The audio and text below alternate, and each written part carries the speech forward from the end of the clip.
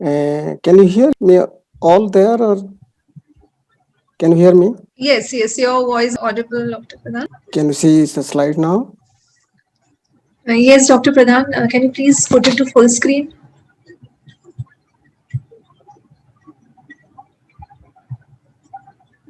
Can you see now?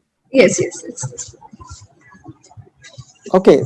Thank you, Dr. Susma, for the invitation and also the very nice introduction. Um, I live here in Uppsala almost 10 years now.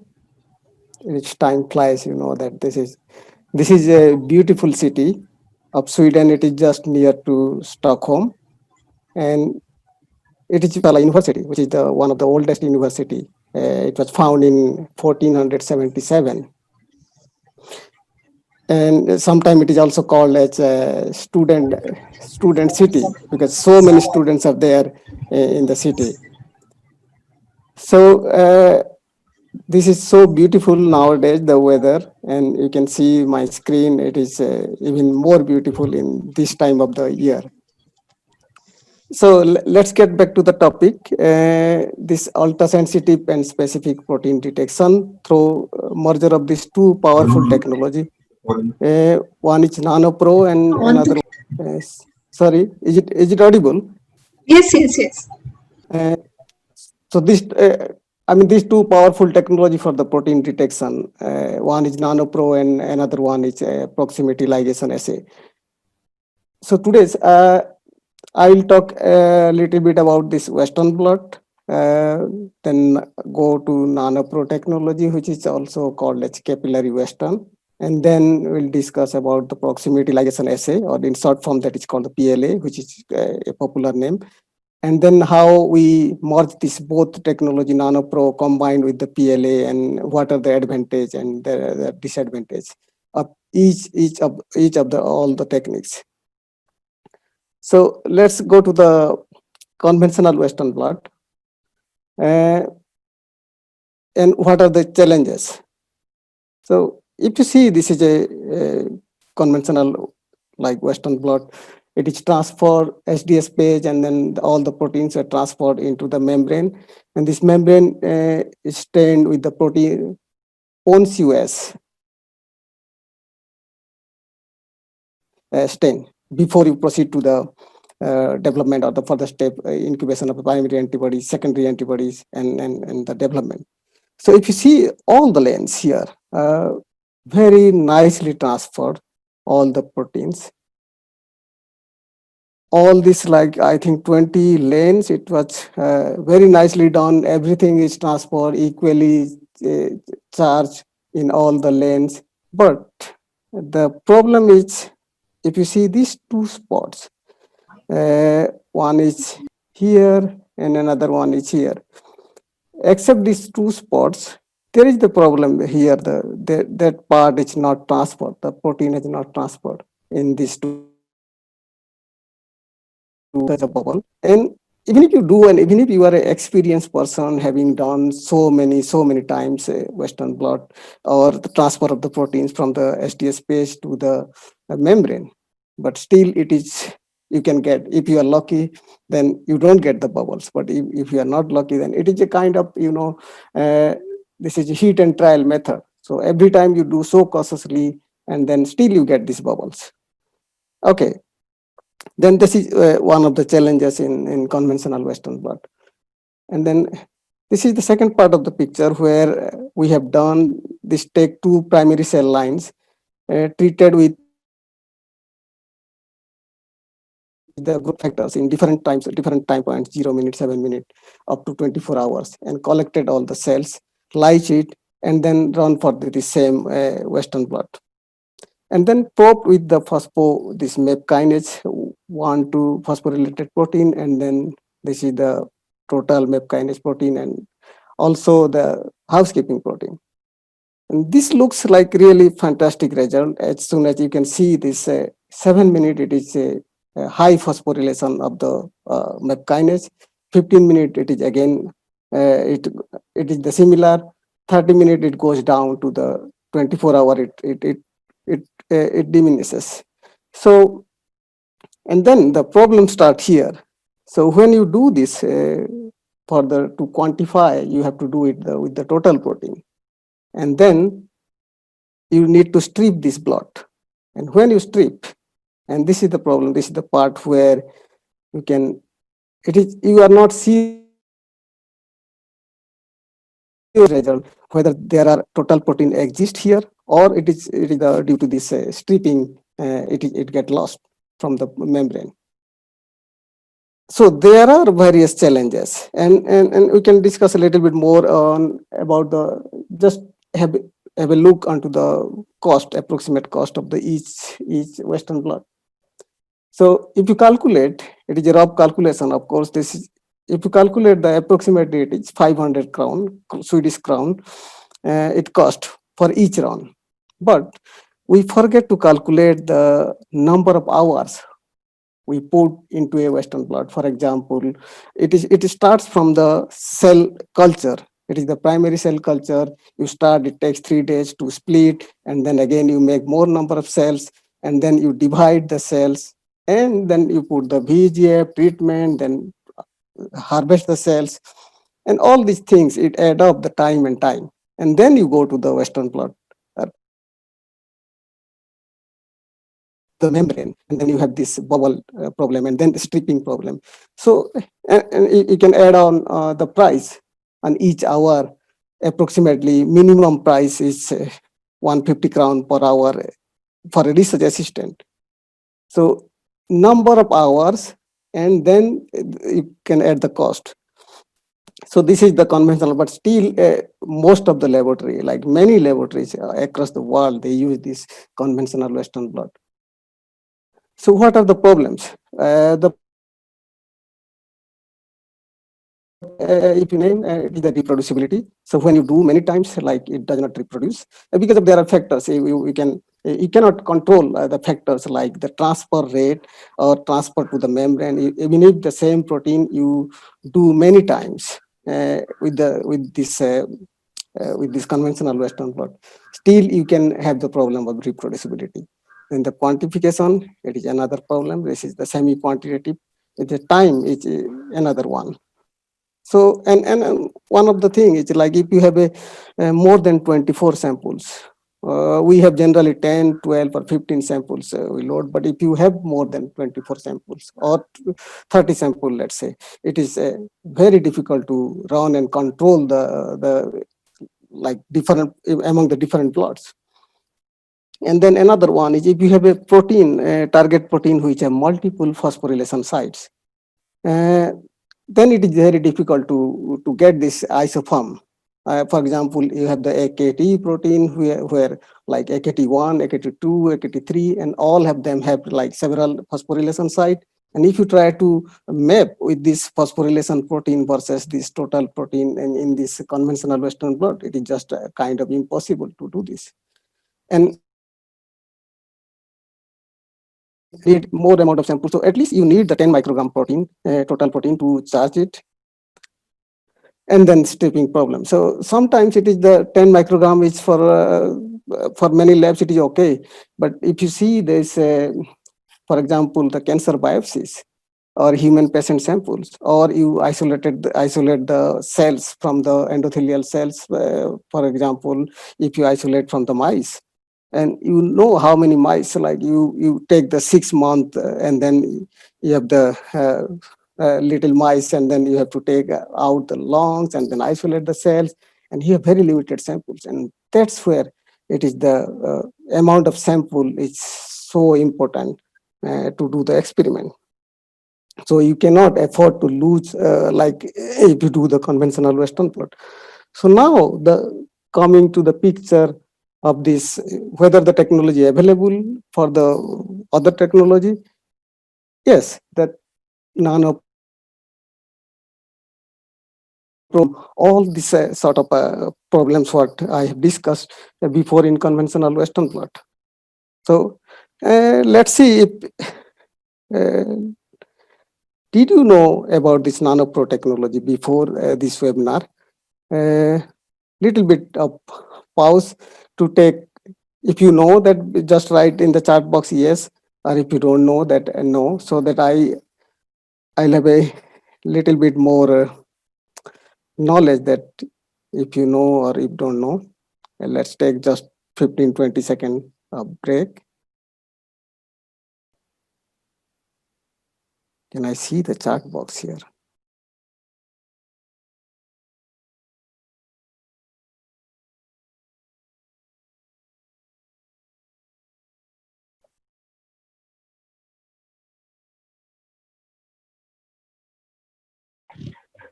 Okay. Okay, I think it is the mixed response. I'm not sure that. But anyway, okay, coming back to the nanopro technology, this is where I am going to little bit take 1 or 2 minutes extra to explain you because some of you don't know the technology before. So this is the everything happens here in a capillary, very small thin capillary, and it takes only less than 0.5 microliter. I mean half this capillary is like 400 nanoliter. So whatever sample it will take, so it can accommodate only 400 nanoliter. So if in the first step you take the lysate, it is from the either from the cells or the tissue, and then you do the protein, make the lysate, and then this lysate you have to mix with these ampholytes and fluorescent isoelectric focusing standard, which is provided from the company. So ampholytes, and this is the ampholite kind of it has to be, there has to be a kind of buffering system. So it is a similar thing like. You can say in the SDS page, it is a polyacrylamide gel.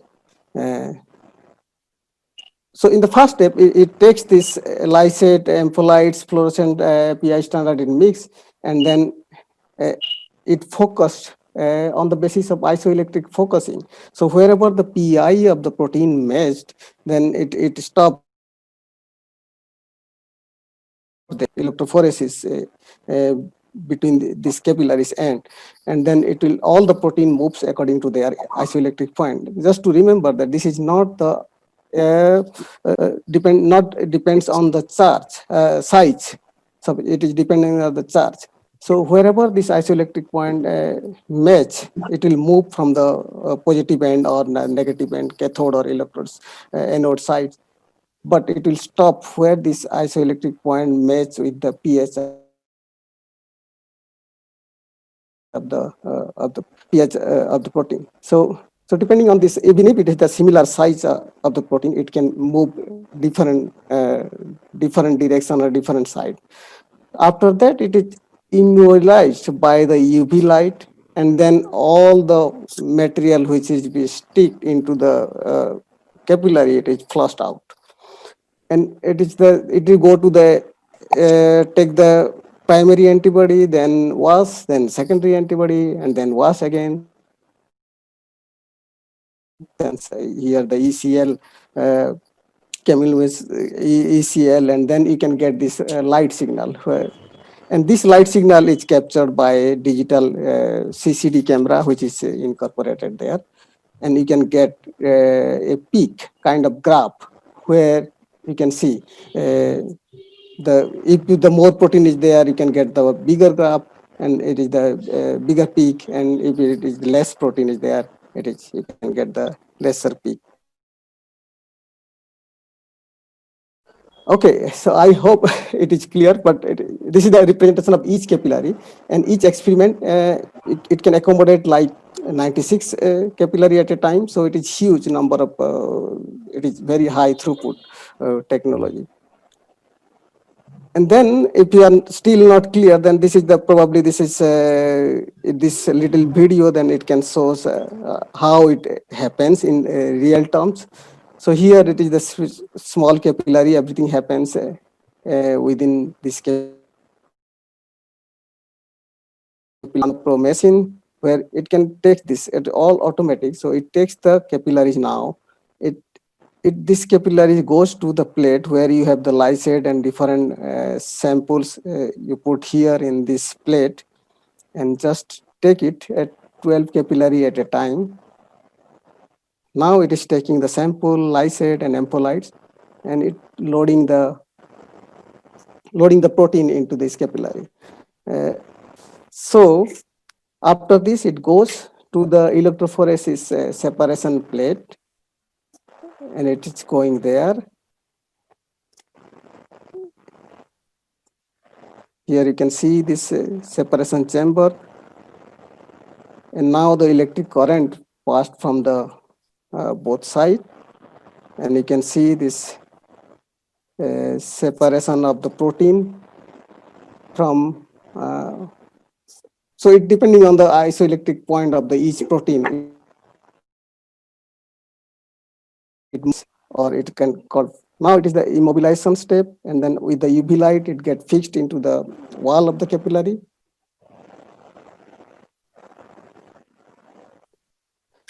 And after that, there is a step like primary antibody incubation, and then secondary antibody. This is the incubate with the primary antibody, and then it was again. So only difference is that we don't have the blocking step here as compared to the normal Western blot. Antibody, and then you can get the chemiluminescent signal here, and this is where you get the light, and then camera will capture. Okay, so sorry. Yeah. So this is the kind of advantage of the NanoPro, where this I was describing this AKT protein, where you can see only this one or two band there, but if you do this NanoPro, you can get the several peaks. Even if you don't have the phosphorylated protein antibody, still you can figure it out this phosphorylated part of the protein. And this is bit probably confusing for you because it is a complex experiment. But let's see. This is the okay. This one. I think I just skip the slide. This is the conventional Western blot, where you can see these two bands. And but here is the part where you can see this NanoPro, and then you can get this double phospho ERK1, single phospho ERK1, double phospho ERK2, all the isoform what I was mentioning. It was not easy to detect in normal conventional Western blot. And then each peak is represented by this is the image which we can quantify exactly, like 27% or 18% or how much that situation. So it is easy to calculate. So the advantages are many.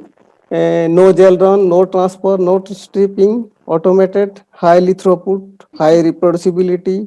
One can accommodate 96 samples at a time. So if it is the pharmaceutical setting that you want to take or test the drugs, 96 different conditions, then it will be much more easier. So you don't have to do manually. Possibility of get the phosphorylated band without having a working phospho antibody. So many times we have the difficulties to get these phosphorylated antibodies. Still, it is possible with this instrument. Valuable samples, for example, biopsy isolated cells, that are crucial, and then you don't have to lose that sample. And these are the papers, some of the old papers where it actually started. This technology works, and it published in, and you can see, you can see that it can get the 25 cells. You can get the signal from the 25 cells. So next, coming to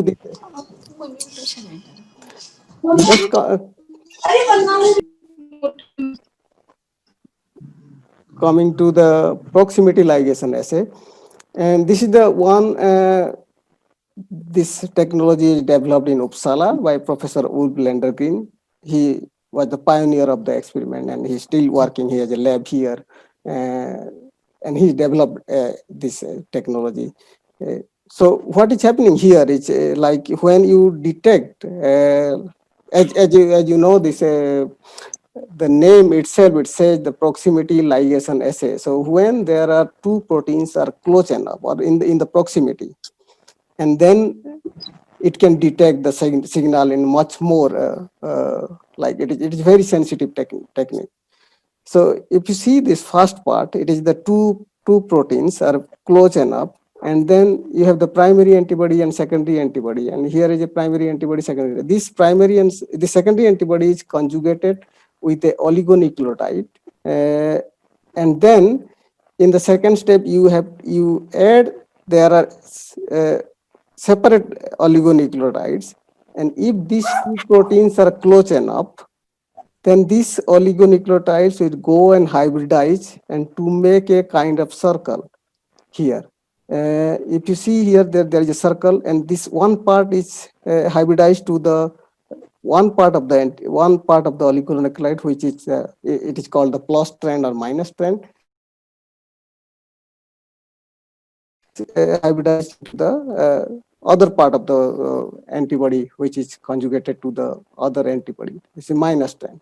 So these plus and minus strands make a kind of a circle.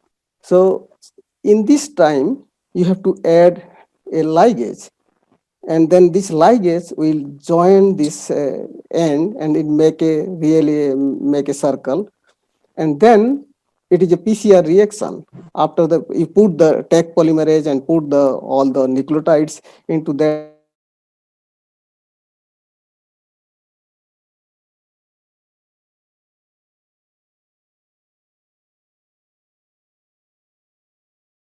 and then you have to hybridized that's why it is also called, this is rolling circle amplification. If you see this other part of the other this part of the antibody, it amplifies so many times, and then it is very easy to detect the signal. And this smaller one, which is binding this is small oligos with HRP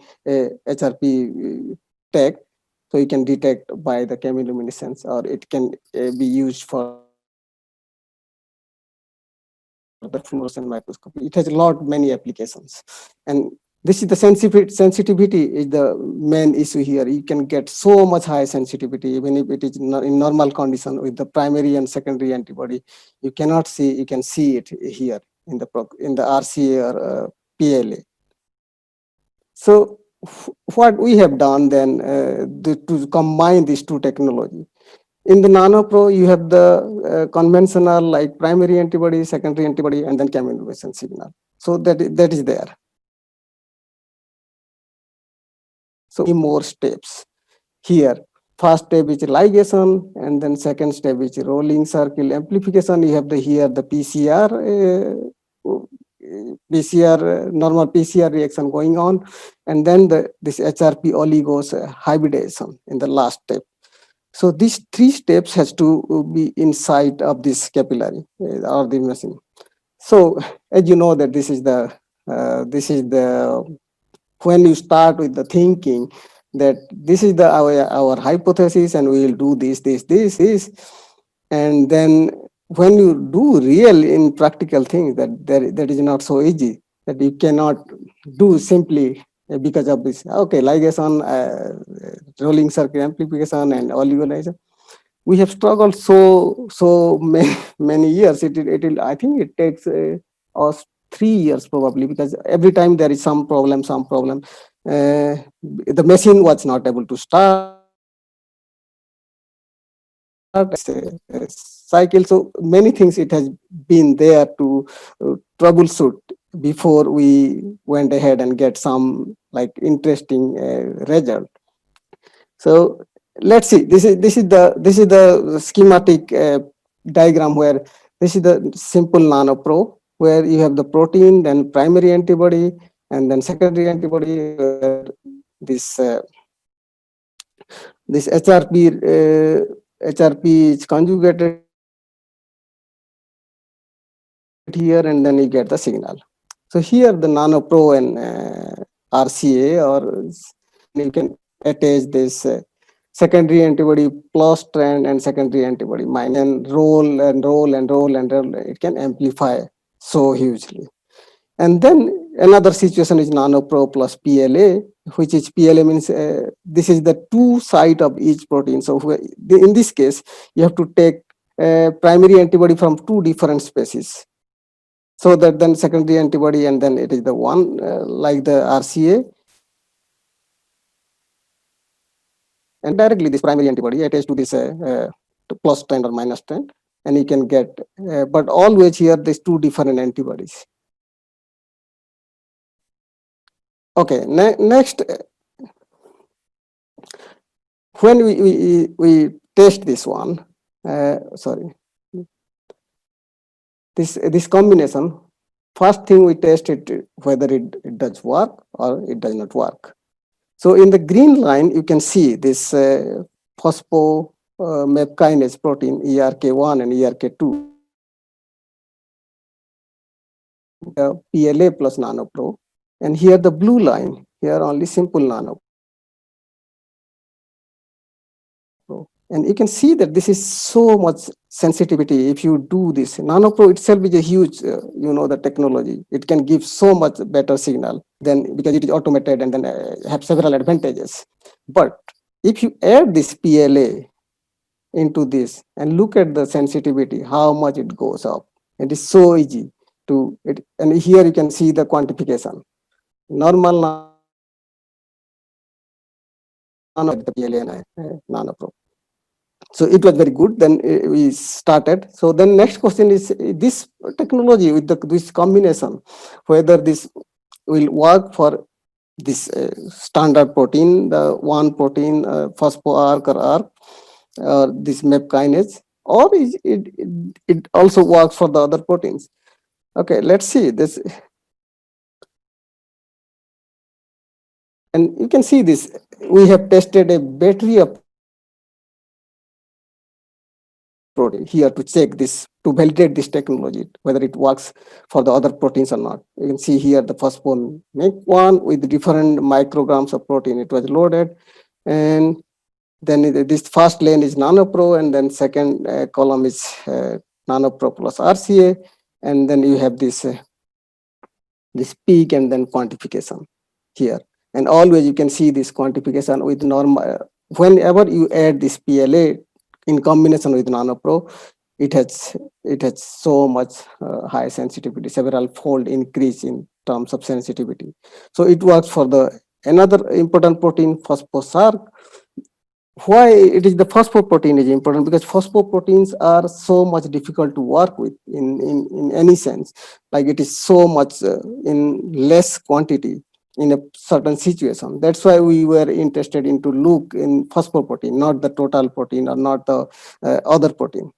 So it seems it works for the other protein as well. Then now phospho P38 and beta 2 microglobulin in the same way. So now the question is there any other application for this technology in combination? When you have the combination of technology, is there any other application? So it is a very interesting result. I can show you. This we take the human colorectal cancer patient sample from the benign. So you have no cancer 4 sample. So stage 4 means almost it is the metastasis stage where people are very in very advanced stages, where they are almost like the chemotherapy and all sort of treatment, or it is very difficult for them patient to survive at this stage. But it is that in the cancer detection or cancer diagnosis, it is so important. If you diagnose it earlier, you can prevent it better. And main problem is one of the main problem is the diagnosis of the cancer in early. How do you diagnose? And that is one of the application here. So you can see this. If you have this green signal in the normal NanoPro, you don't see basically anything here in the benign state. In this stage 2 also, and then the stage 4 also, and it is so much increase with the sensitivity when you add this combination of this both technology. So you can check this phospho-MYC1 and then phospho-SARC 418. And it is very interesting to see in this phosphosarc. Here you can see this stage 2 and then stage 4. Here you have so much increase in phosphosarc. And but you cannot see in normal nanopro. So you can only see this phosphosarc increase activity in when you have the combination of this both technology. So it will be a great forward to see this diagnosis, and then of course you need to test many other things before it comes to the diagnosis part. But there is a potential application of this. So now it is the amplification part I have discussed now. But these two technology, does this have any role with this specificity of the protein detection? And that is one of the, because this is in the nanopro and the PLA or RCA, in the RCA, whatever is there, even if the antibody, you know that many companies they have this antibody, and still it is so crappy, and then you don't know that whether this antibody is really giving you the right signal. But even if it in the RCA or nanopro, even if a antibody it binds to the wrong target, then it can amplify, and you probably see and then see, okay, this is the this is the sensitivity, and you will be very happy. But that is not the case all the time. If it is the wrong and wrong places, wrongly it will bind this antibody, it can amplify so much, and then it will be confused or miss one. So if you do this two antibody at a time, two primary antibody, two secondary antibody, and do the same experiment, and then you can see that here it is we tested this normal nanopro in this first one, and then this is the nanopro plus RCA, then you can see the amplification very high. But if you do the two antibody, then only single peak, you can find only single peak. So now you discard all the peak. This is the only one which is we should focus on, and these are the other peaks which is not true. And you cannot see with this nanopro with RCA if you use the one antibody, one primary antibody, and then so this is very important for to know the specificity of the protein. We check this aldose reductase, we check this S100A6, and you can see this one. And if you see this CDC34 protein, you can see this two proteins in the two peak here and the two peak in this nanopro and RCA, and there is no peak. So these two peaks are not specific, even with the nanopro and the nanopro with RCA. So it can only be detected, the specificity, by this nanopro and PLA. So in conclusion, the signal intensity is greatly increased by RCA standard nanopro with the same antibody, and also the many isoforms could be detected.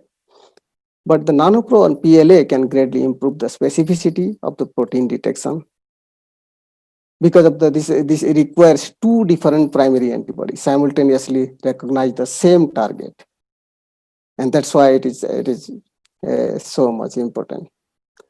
And now it is the kind of last slide here, and then I would like to acknowledge this. This is the Professor Lynn Acklesen-Wells from Uppsala, renowned person in this field of vascular biology and angiogenesis cancer field, and where I was working this with her for so long time.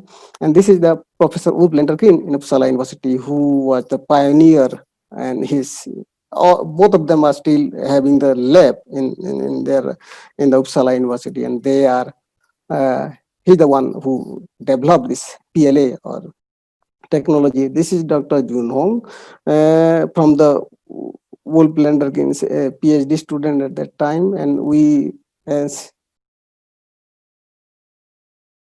the one who were collaborating closely and developed this combination of this technology, both nanopro plus PLA, because she was the expert in PLA and I was the expert in nanopro. So it was a great combination to mix these two people idea. Of course, it takes quite long time, but still, it is fruitful at the end. And Olink Bioscience is the one who is owning, I think, this PLA stops, and they provide a lot of sample to us to develop this technology, nanopro stops. So I'd like to thank all of them. And thank you very much for, and if you have any concern or questions or anything, you can reach out to me with this email or LinkedIn. Yeah, now over to Dr. Susma. I think we have some questions probably. Thank you, Dr. Narendra, for the wonderful presentation. We have couple of questions in the chat which has come up. Dr. Rath has put up this question to you. What is the Mhm. sensitivity of this assay that you are talking about, and how much is the amount of protein required? As I said in one of the slide, actually, it is the 25 cells it takes. Like it is depending on the what protein you are targeting and what antibody you have. But it is certainly it is from the picogram level you can pick this. This is, I think, it is from 2.5 something in the picogram level. At least you can see this sensitivity for phosphor protein. Is that clear? Okay, there's another question from Dr. Rath, which he is curious about. How much cost effective is this technology? When you compare it to Western blot technique, so how much cost effective is it? That is a kind of, the subjective question actually, that the cost is like, if you do repeat many times with this, when I calculated the cost for the conventional Western blot, generally we forget to calculate the number of hours we put in each student or each researcher. And if you fail and repeat, and then actually at the end it gives similar cost actually. But only thing is, of course, cost is important, because this is the you have to buy the instrument probably, and then also the one of the major disadvantage, not all the antibody it works. So even if they have a certified antibody, still you need to test. All the antibody does not work, because most of the antibody they generated because of this, they recognize on in the conventional Western blot, because they are in unfolded form. And here, most probably, that antibody which is work for example, the immunofluorescence or this immunohistochemistry, I think this is the in the more natural form. So that proteins or that antibody is more probably more work. It can work more in the nanopro setting. There's another question from Anandita Paul, and her question is: can this technique be extended to diagnose genetic or metabolic diseases? Yeah, of course, this is the good question. And then this is also that I think many pharmaceutical companies probably they are now, because that is the any protein based detection method can be used in this setting. So that is the beauty of this. And it is not the nanopro and PLA that has not has been used, but that is for definitely nanopro is using for the detection of the diagnostic company, detection of many diseases. Okay. The next question that Dr. Parth Sarthi has put up is: why it's Nano Pro except PLA? Also, are these capillaries reusable, or we have to use new every time we use ampholytes? No, it is the one of the benefit in this, when you combine this technology, because PLA reagents are also the expensive. It is uh, not PLA reagents are expensive, and also the capillaries are, it is not good to use. They don't and then once you know that it is used, and it is, you cannot clean it perhaps, because it has only 400 nanoliter materials. And if it is the something, because you use the UV light and to the cross-link the protein there, so you are not sure that you cannot you can reuse this capillary. So it is recommended, I think, that you have to use this press, because that is the one, the capillary takes everything there. So if you have the uh, if for example you use the wrong capillary or bad capillary, then you are not sure, because this is so sensitive, and sensitive as well as that all the signal can be misrepresented or mislead. Okay. So there's number of questions which are coming up, Dr. Narendra. So there's another question which Dr. Rath has asked again, whether the technology is additive. If we add more antibody, will it give you more accurate result? Is it like that? Yes, you are asking basically whether it can be multiplexing or not, right? This is, you can add the many proteins, but before that adding many protein or many antibodies, then you have to be sure that which the protein is, you should be sure that the peak coming from the protein is for example, here you can add like phospho antibody with the HSP70 or the beta 2 microglobulin, because it has only one peak but other proteins. So in that sense, you can definitely multiplex this technology. Yes. Okay. Um,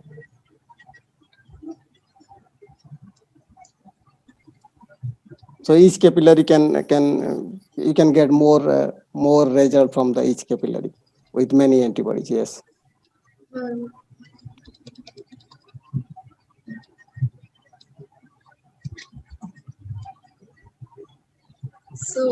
there's another question is there any other technology that works in similar principle? And if so, how NanoPro PLA stands good against that technology? This is, I'm not aware of this one, but I think there is another technology which came, and now it is it is just representing the just like Western blot. So it is the like kind of gel run, but it is in the capillary. So not, and there probably it is more, that more antibodies probably it works. So not in the on the basis of isoelectric point, but on the basis of charge, on the basis of size. Sorry, on the basis of size, just like a normal Western blot. Dr. Narendra, I have one question. Actually, I have many questions, but one of the very basic question is like, since this step does not involve the blocking step, okay, which we generally do it in Western blot. So, like, what about the non-specific binding or like non-specificity of interaction of the antigen and the antibody? Yeah, very interesting question. That's how this is the. If you remember, or I can go back to the slide here. If you see this one, we know there are like four isoelectric point of this protein, or the four isoform of this protein. So you can see this one, two are phospho, double phospho ERK2, and then, but you don't see any other band, like, so other peak. You don't see any other peak. It is difficult to get the peak here. So still it is there. You can, of course, you can get the non-specific peaks, but here you need to validate. For example, if you take phosphatase here, and then do the minus phosphatase versus the plus phosphatase, and run the sample at the same time parallelly, and then you can see the if the phosphatase will remove this signal. So that means you have phosphate group. So that's how you need to know the peak. before you conclude something on the new protein, because this is a kind of new technology, and also you need to see the pattern, because it gives usually many peaks, and then it is you have to map out which peak is coming from what. And also in one of the last slide, that I showed you the specificity. One of the protein, I think it was nanopro, it was giving two peaks, and then nanopro plus RCA, it was giving two peaks. Again, if you see the join this nanopro plus PLA, and then the peaks is gone. So that is the specificity. Yeah, there are many different methods you can do it. Is that answer your question or something? Yes, yes. Definitely. Another curiosity is like the peaks that you're showing here. Okay, so how do you know? Of course, you must have run standards and all. I think you run, and that's how you get to know. Okay, this peak is for the non-phosphorylated ERK. This is for the phosphorylated ERK. So how do you differentiate? How do you identify which peak is for which protein? Oh my God, I should have worked for this company. You are so good question you are asking. And this is the question I was asking before to them. Like how you know that exactly specifically to this peak is coming from this protein. So what I have done or we have done during this standardization method, that we run one capillary assigned for the total protein, one capillary assigned for the phospho arc or arc 1 2 protein, and another assigned for the single arc 1 protein or single arc 2 protein through antibody. Sorry, this all the antibody I am mentioning. And then you overlay all these peaks, you overlay, and then you know that this peaks is coming from arc 1, this peak is coming from arc 2, and this peak is coming from the total, and this peak is coming from the individual phospho arc 1 or 2. So that's how you map this which peak are specific to which part, and you also can confirm this by checking the isoelectric point. So always phosphoproteins are going to the left side or less isoelectric. So that's how you can figure it out. And once you map and once you standardize your peak pattern, then you can, I think, run. Then after some time you will know that this is the pattern for this protein. So it is much more easier after some time. But yes, in the beginning, it needs to be standardized a little bit. Okay. So one last question from my side is since it's a new Yes, technology yes. and it's a very sensitive one, and it's like I feel it's not that cost effective as Western blot that we do in our labs here. So what is the you can say how many labs are like using this technology as on date? Like since it's a new one, so in India, I don't think like I'm not aware actually that any lab is using this NanoPro technique for protein detection. I think nanopro and PLA, this combination has not come out. They are still working on, probably. I'm not sure how long it will take, because this is the something IP rights or many things it come out. That has not been, because this is the research work we have done, and then it has, as a proof of concept, it works. So if the people, I don't know if, but this nanopro, definitely many parts of the I think they are using in Germany, they are using in France, I know they are using in Finland. But it takes time, Yes, I to know get it's. the, like, scientists to get the confidence. So because Western blood, it is from 1970, I guess, and people are still using so much, because you can see directly their result, are minus or plus, or you can see the band or not the band. And because we have a mindset, Western blood, we know, everybody knows that Western blood, but it is so easy that, and instrument availability, and then price, and then reach out. So many things are there. But definitely this technology is much more powerful. but they have, I think, another one directly with the Western blot. Normally, normal Western. I have not used it, but so basically, I like the all sort of technology, new one, because it saves so much time.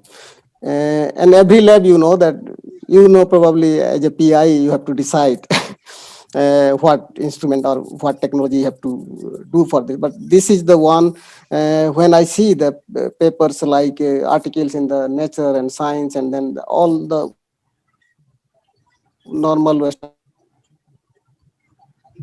blot they do,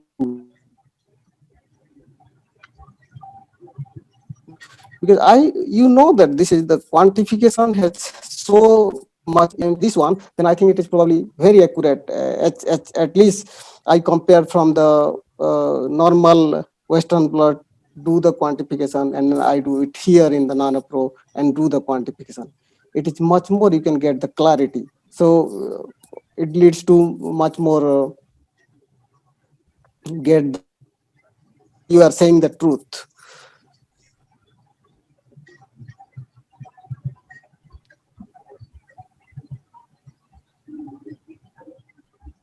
Is there more question?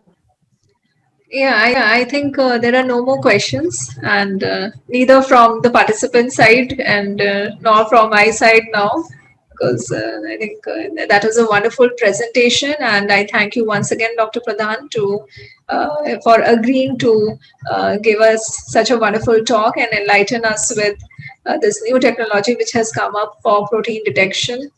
And thank you once again to all the participants also for putting up such wonderful questions. And thank you all. Thank you so much, Susma. It was a pleasure to talk to you, and it was so much interesting questions, so many. Thank you so much. Thank you. Thank you, everybody.